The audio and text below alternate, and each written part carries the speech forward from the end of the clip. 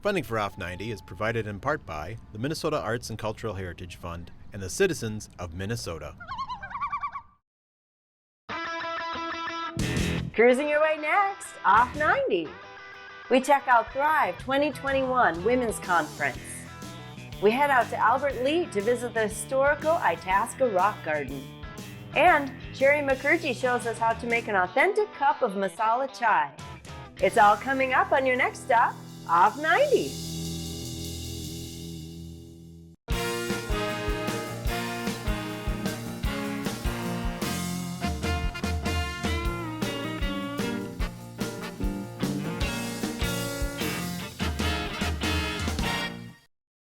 Hi, I'm Barbara Keith. Thanks for joining me on this trip, Off 90.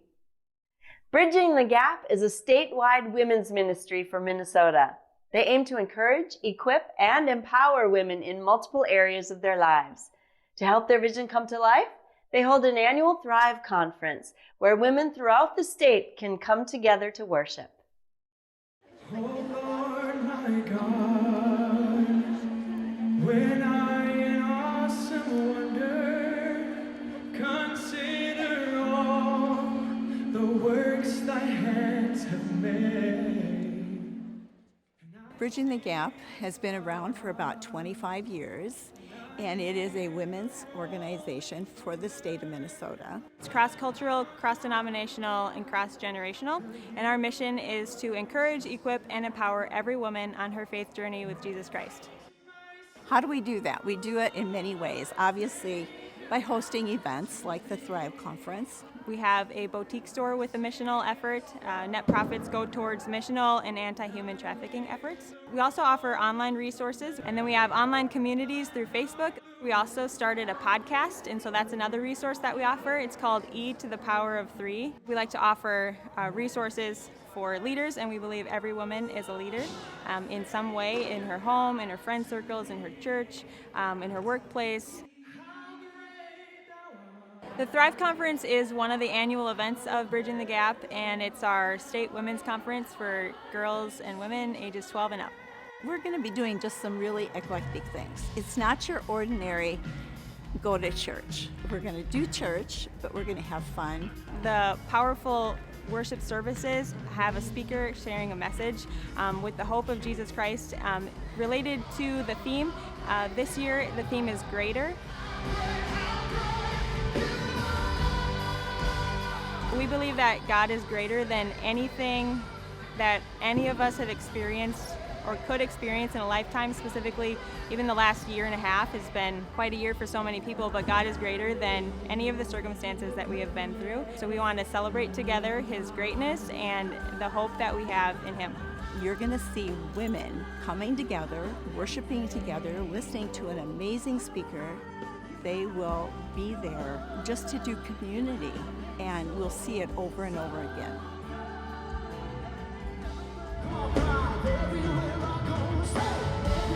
At the 2021 Thrive Conference this weekend, we have speakers Andy Andrew, Brittany Jones, Alex Seeley, and Havilah Cunnington. The worship team is Emmanuel Live, and they're from the Emmanuel Christian Center Church in Minneapolis. We have Susie Larson and Amber Gertzman coming in as MCs, and they're both crazy and they're fun. Kaboom!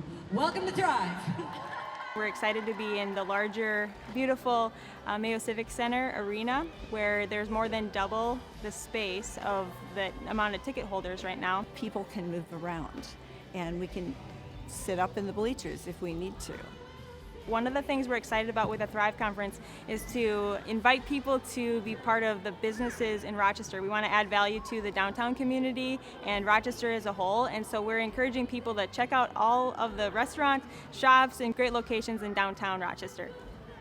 It's all about a relationship with Jesus. It's all about a relationship, and we need to have relationships with other people, and those relationships need to be healthy. When I see women's lives changed because they've come to the Thrive Conference, and not just changed for a moment, they have become a better mom, or maybe a better grandparent, or maybe a better wife. We actually can't wait to come back next year And we've got some amazing speakers that are coming next year. Come on, for the next 20 seconds, give the Lord a big shout of praise in this place.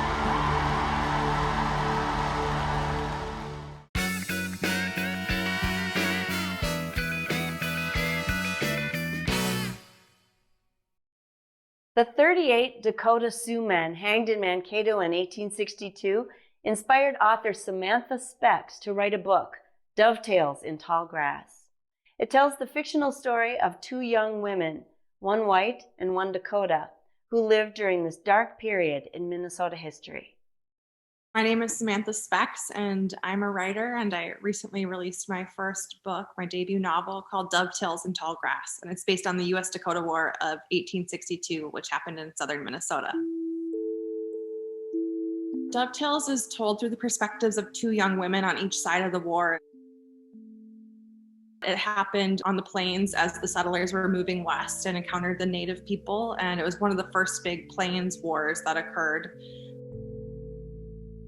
So on one side of the war, it resulted in the largest mass execution in United States history, which was the deaths of 38 Dakota Sioux men at the hands of the United States Army. And then kind of on the other side of the war was the largest civilian mass casualty event in United States history until the events of September 11th. My story, Dovetails in Tall Grass, the fictional story, is two young women, the Dakota Sioux woman and a settler young woman, who are tied in the fate of the 39th man. Emma is a German immigrant who settled in the town of New Ulm with her family and lives on the family farmstead, and she has dreams of leaving and becoming a teacher at that time, and she assists in her father's kind of part-time law office. Through the war, she has personal experience and her own lens on what happened, and ultimately she becomes the court recorder, which they had in the military trials, and so you kind of get her perspective and how her storyline intersects with that time in history. And then Onakika is the Dakota Sioux young woman, and she is the daughter of Chief Little Crow, and so she has that firsthand exposure to what choices he was faced with as the chief, and as he went to Washington, D.C. and met with people and signed treaties, and ultimately he decided to move into a white man's home and begin converting to the ways of farming. And she very greatly resists that change, and ultimately is there when her father makes the fateful decision to go to war. I first became interested in this history, even found out about this war and what had happened, is because my grandparents and my extended family is all from southern Minnesota, the New Ulm area. And I was riding with my parents in their car on the way to my grandparents' home on Christmas Eve, and it was dark out and snow was blowing over the country roads, and our headlights crossed paths right before we were turning into my grandparents' house with a group of men riding on horseback. They were riding in memory of a war that happened here a very long time ago. And so I started to educate myself and read about it just because I thought that was so interesting. And found out those were the Dakota Sioux memorial riders who ride still every year to Mankato, to the site of the mass hangings, from South Dakota to Mankato, a 330-mile ride. And then as I was reading, I just started thinking about how in the history books there wasn't a lot about women featured. And so I just, as I read and I read and I read and I read, I just kept thinking, oh, but what would a woman have been experiencing on each side? First off, I just hope that this time in history, they connect with it and learn about it and want to learn more after they finish. And I hope they go online and Google and try to teach themselves and compare kind of what happened in the book versus what happened in reality. And I hope they see that it's pretty similar, but ultimately I hope they connect with this time in history. I hope as they zoom in on certain parts of history or what happens with the person, and as they zoom out, they experience and notice different things. And yeah, that they're compelled by seeing how both can be true at the same time and kind of making sense of that and grappling with that complexity.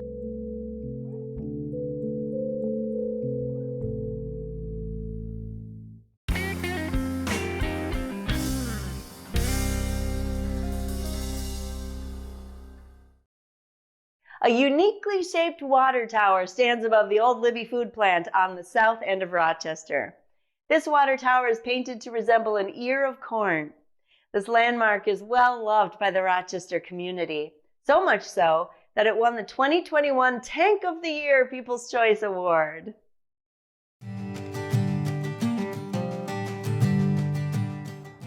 The Earcorn Water Tower was chosen by the Reed Murdoch Company after they had built the plant here to use a symbol, that water tower, that would represent what they are doing in the factory below. Hi, my name is Alan Whipple. I am the retired maintenance engineer. I worked about 40 years for Seneca and for Libby's and helped look after the water tower. In the past, Reed Murdoch in 1929 opened this plant. And of course, the Earcorn Water Tower was built in 1931, completed and put into full production in 1932, the year I was born. In 1948, the Libby McNeil and Libby Company purchased this plant. And then in 1982, Seneca Foods Corporation out of New York bought this facility and upgraded to freezers and freezer storage, etc. The function of the water tower was to produce water for washing peas, corn. That takes an extensive amount of water. The tower is 149 feet and 6 inches tall. The water tower itself is made out of 1/4 inch plate steel. It is 49 foot 6 inches in height, and it is 15 foot 6 inches in diameter, and it holds 50,000 gallons of water. This company that built it made a lot of sort of iconic water towers. So they had a wonderful designer with some imagination.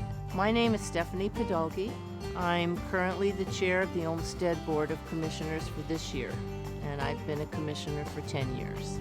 Olmsted County recently bought this canning site, the Seneca canning site, so we now have a very valuable, beautiful piece of property attached to Graham Park here, and we're thinking of how we're going to use that to best help this community out.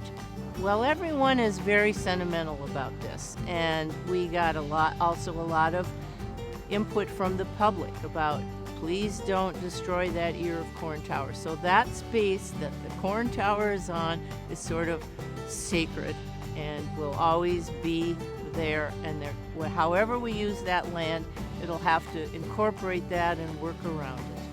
It needed repainting. It hadn't been painted in 10 or 15 years, and it was getting a little bit flaky, and they weren't sure if there was lead in that paint as well. So they used a lot of precautions. But I love what my husband said as they were up there sanding all that paint off. He said every one of those painters should be called Colonel Sanders.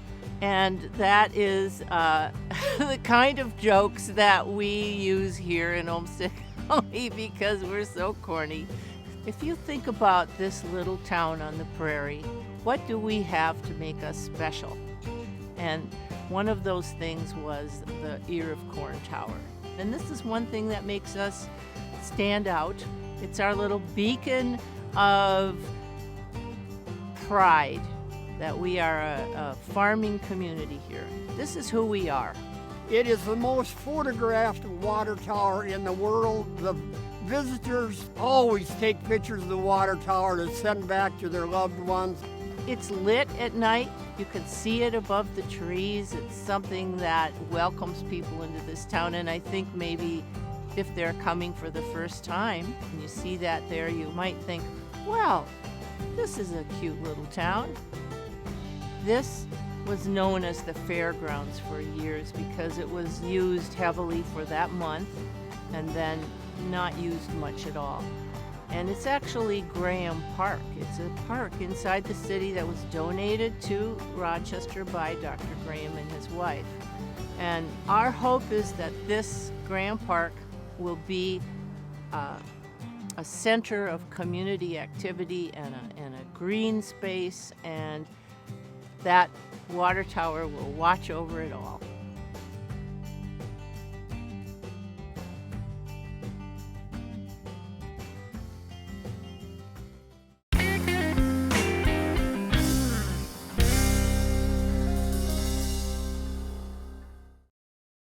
In 1925, John L. Christensen began to construct a small castle-like building on his property just outside of Albert Lea. As time went on, Christensen gathered more rocks and built more structures until he had an elaborate rock garden. It became known as the Itasca Rock Garden and is now under restoration. Let's take a look.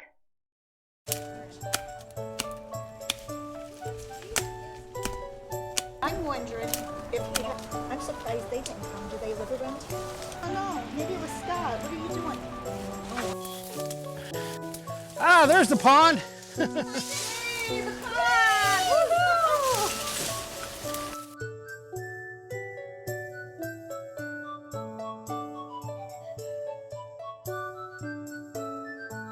So John Christensen and his wife moved here in about 1924, 23, 24, I believe.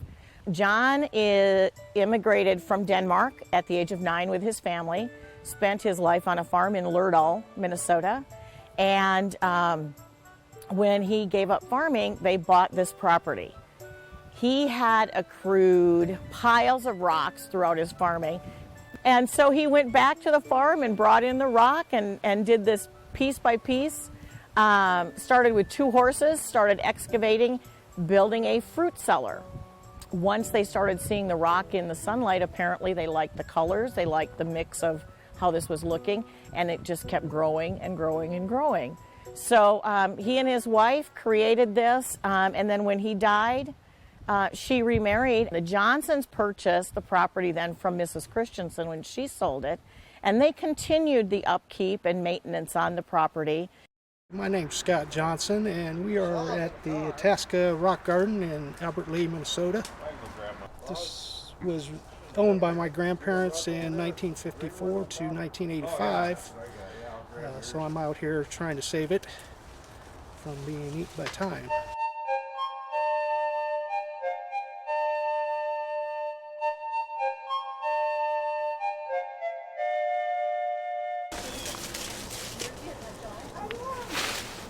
Everybody that's here today is part of my family, or my extended family. Well, I first learned about the Kohler Foundation. I was visiting my wife's brother, well, my brother-in-law, in Ohio, and I was looking for other attractions to go see while we were out there, and I ran across the Hartman Rock Garden in Springfield, Ohio. And we went there and looked around, and a guy came out and started talking, and he told me about the Kohler Foundation coming in and restoring the place. And one thing led to another, and here we are now. So the foundation finds projects like this that have an impact on a community, on history, that are art related, and they fund the restoration of these projects. They started showing up and putting money into the home.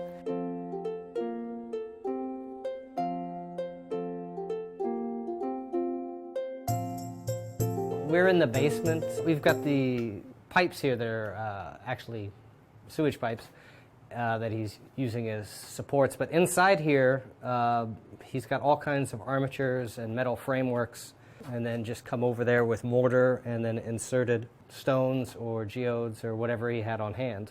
My name is Shane Winter, and with the Itasca Rock Garden, and we are restoring it for the Kohler Foundation, and it's going to be gifted to the Historical Society when we're done. So right now I'm just going to kind of back this crack with sand epoxy mix reinforced with fiberglass to kind of just give it some thickness in this area where it's weak. First thing we did here is clear out a lot of overgrowth, because it's really hard to know what's going on if you can't see anything. Then we kind of determined which are the areas that need to be fixed immediately, and that's usually based on if they're dangerous to other people. There are a lot of areas we have here where there's stones about to fall over. The next thing is usually parts will fall off. You search very carefully around the piece and kind of label where everything is, because a lot of times you're going to have to go back and try to figure out, it's almost like a puzzle, where those pieces go back. We were talking about him embedding things into the concrete to give it strength, kind of like what we would do rebar, but he was using whatever he had. Here's a handle you know, from a barn door or something. I'm not exactly sure which, but you can see he's got that embedded in here. It was kind of magical and fun to pretend you're knights and damsels in distress and all that good stuff. But holidays were the favorite memories. Walk in the porch and there was pies everywhere that Grandma had made. Huge turkey in the oven, tables set up everywhere. The whole family came and they'd boot us kids out to go play, and we'd play in the garden. my cousin Mark and my brother, they always locked me and my cousin up in the dungeon, and then thought that was funny. There's a waterfall on that side. There was a waterfall with a little pond. There's a grotto over there, a little cave with a table. Grandma always picked up garter snakes. She'd pick them up and she'd say, "Don't you hurt them, you leave them alone." She'd pick them up and put them in the garden. I can tell you where my favorites are. On the exterior, of course, the big castle. Everyone has memories usually of the sites that you're working in. Anyone I've talked to in town, they always mention that, you know, that's where I had my photos taken for graduation, or it's just kind of neat that people have stories about things, and they're usually very excited that you're working on something that they grew up with.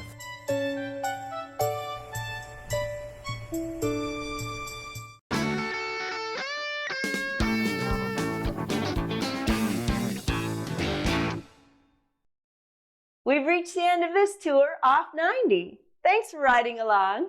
See you next time. But before we go, Rochester chef Shari Mukherjee shows us how to make an authentic masala chai. Hi everyone, it's Shari Mukherjee and I'm back again with another recipe. This time I'm super excited to show you guys one of my family favorites. We are going to make Indian style masala chai. So this is how we get started. And this is, I just want to say, it's nothing like the chai you get at Starbucks or your local coffee shop. This is the real deal. This is amazing. You guys are going to love it. So the first thing we're going to start, we need a pan. So we want our pan to start a little bit over high, over medium, so about a medium high. Into this, we're going to add, for 2 servings, this is going to make 2 cups of chai. We are going to go ahead and add 1 cup of water to 1 cup of milk. So I do just an equal ratio. So now into this, we want to add some aromatics. We want that masala. Masala means spice. So into a little mortar and pestle. Again, if you don't have one of these, that's totally okay. You just want to smash these open a little bit, so you could do it on a cutting board with the back of a knife, safely. Into my mortar and pestle. I don't usually measure, it's kind of whatever I feel that day. So it looks like I grabbed about 6 or 7 green cardamom pods, my ginger, and we're just gonna go ahead and take a little hunk off of it. Here I'm gonna take some cloves, again, just a small, about a teaspoonful. I would say that's probably about, I don't know, 10 cloves. And then go ahead and just smash it a little bit in your mortar and pestle. The ginger especially, you wanna smash. The spices, we just kinda wanna break them open. After our spices have been, bruised a little bit and smashed, we're gonna go ahead and dump those straight into our milk and water mixture. Next, we're gonna add the tea. Now here I'm using a loose leaf black tea. You can buy this, I've seen it at Walmart, but it's usually, in Indian stores. I'm using Brooks Bond Red Label. That's my favorite. Any black loose tea will work fine though. You obviously don't want to add like something flavored. This should just be plain black loose leaf tea. Into that, I'm going to add 4 teaspoons of my loose leaf tea. This is just what we do here in our family. Every family has their own recipe for tea and, makes it the way that they like. With this, I also add 4 teaspoons of sugar. I don't want to make it too sweet, so I'm actually going to do just a little bit less than 4 teaspoons, just a little. This will take some time to cook, but we want it to boil. So now I'm turning my heat up to high. This is not a low and slow process. To get the real good flavor out of this tea, we want to boil it quickly. Now, it's a waiting game.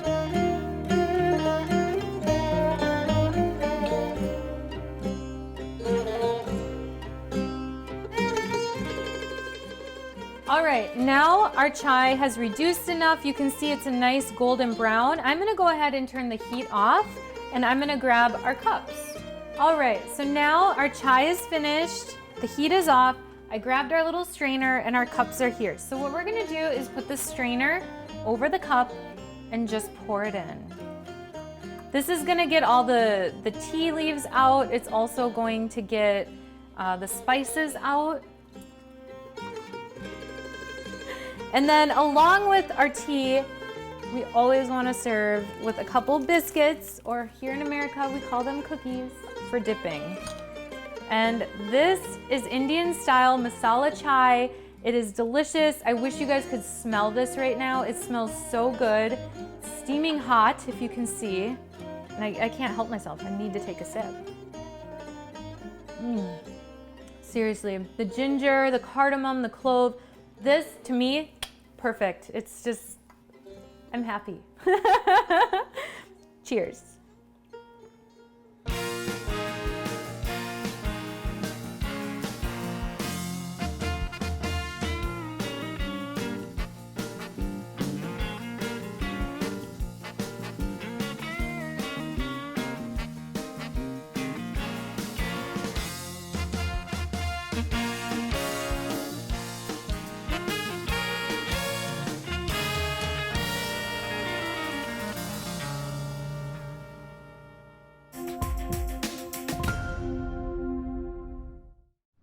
Funding for Off 90 is provided in part by the Minnesota Arts and Cultural Heritage Fund and the citizens of Minnesota.